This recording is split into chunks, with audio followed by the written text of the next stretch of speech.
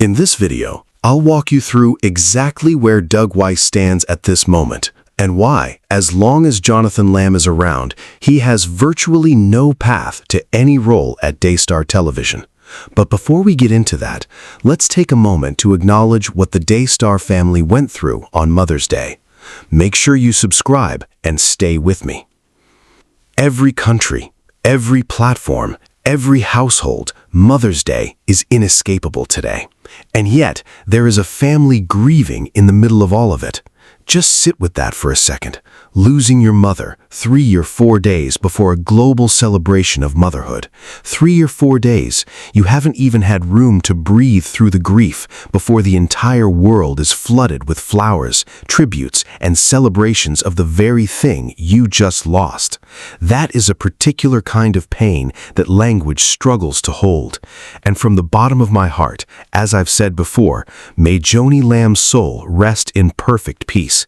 My deepest condolences go out to the entire Lamb family, Jonathan, Rachel, Rebecca, and every person around the world mourning her today. Let's paint a clear picture. Here is a man with 4 decades in Christian ministry. Not a pastor in the traditional sense, not someone who planted a church or built a congregation, but a clinician, a therapist, a man who built his entire public identity around one specific subject: sex, intimacy, and marriage. He wrote books on it. He counseled couples through it. He appeared regularly on television discussing it. He founded Heart to Heart Counseling Center in Colorado Springs and spent 40 years helping broken people repair their most intimate relationships.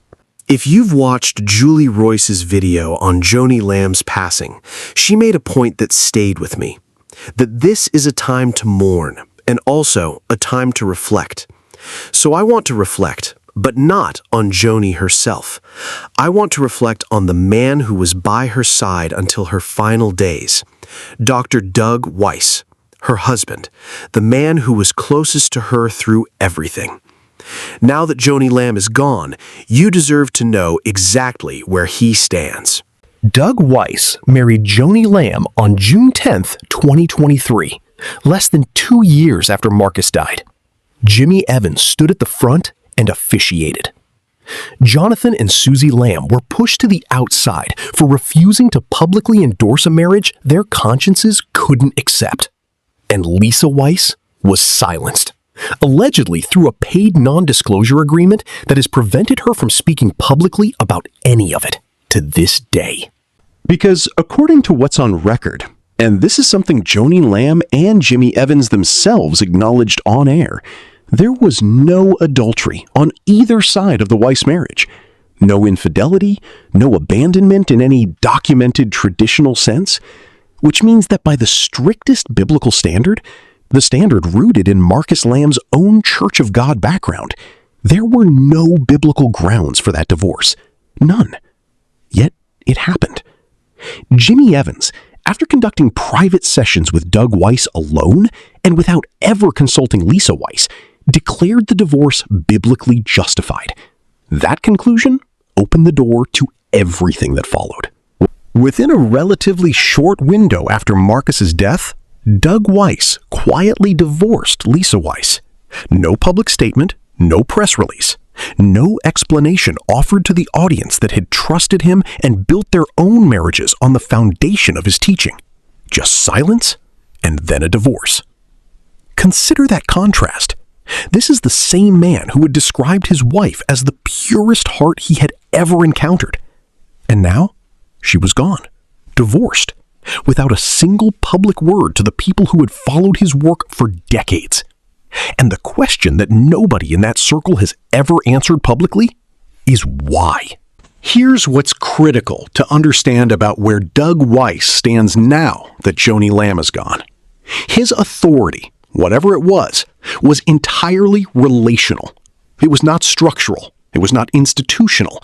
It was not built on decades of sacrifice for Daystar or any founding role within the network.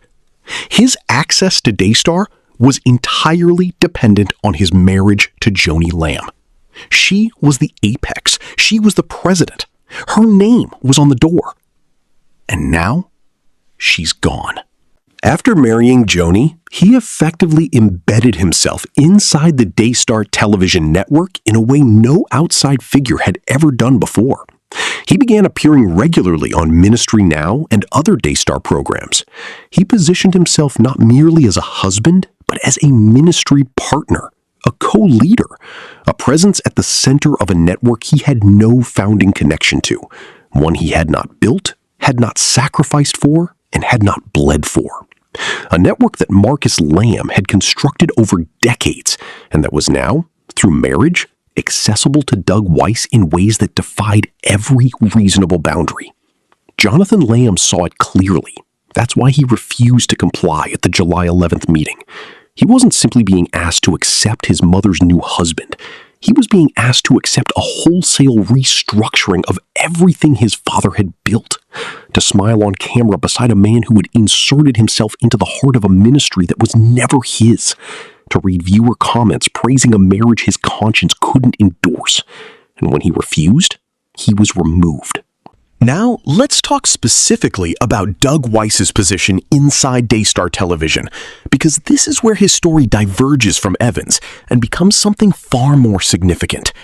Jimmy Evans came in, played his part, and left. He evaluated the divorce, he announced the engagement, he officiated the wedding.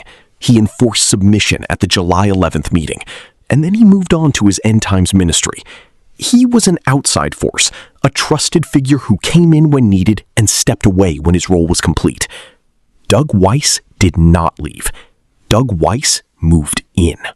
That NDA, if the documented allegations hold up, is one of the most calculated moves in this entire story.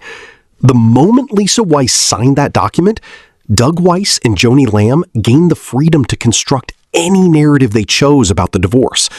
They could suggest abandonment. They could imply emotional pain.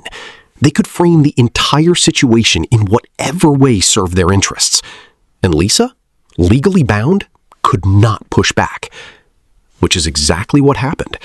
The story that emerged publicly painted Lisa as the one who had walked away, as the source of Doug's suffering.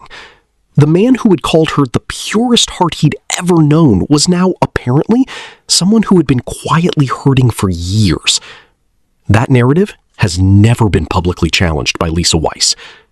Now you understand why. There is also the matter of what Doug Weiss has not done since Joni fell ill and ultimately passed. And silence in moments like this speaks volumes. He never gave the public a clear and consistent account of his wife's declining condition. He appeared once on Easter Friday alongside Rachel Lamb Brown to ask for prayer, and then went largely quiet for weeks. He stepped back from Daystar programming during the most critical stretch of his wife's illness. He continued posting regular heart-to-heart counseling content on his personal Instagram while his wife was fighting for her life. And 2 days after her death, while the Christian community was in mourning, his Instagram featured a post about who bears responsibility for infidelity in a relationship. Not a tribute, not a word of grief, not a single mention of Joni Lamb. Which means the relational foundation of everything Doug Weiss had inside Daystar has been removed. The board, whatever shape it currently takes, now has to make decisions about the future of that network without Joni Lamb at the table. And Doug Weiss is sitting in a uniquely exposed position. He's not the founder's son. He's not a board member with decades of institutional history. He is the recently divorced sex therapist who married the founder's widow and spent the past 2 years appearing on programs and positioning himself at the center of a ministry that was already in public crisis because of his presence. The partners are watching. The audience is watching. And the documented record of what happened to Jonathan and Susie Lamb, the recordings, the meetings, the public statements, does not disappear because Joni Lamb is gone. If anything, it becomes more visible because there is no longer an apex figure to manage the narrative around it. Here's what's critical to understand about where Doug Weiss stands now that Joni Lamb is gone. His authority, whatever it was entirely relational. It was not structural. It was not institutional. It was not built on decades of sacrifice for Daystar or any founding role within the network. His access to Daystar was entirely dependent on his marriage to Joni Lamb. She was the apex. She was the president. Her name was on the door. And now, she's gone.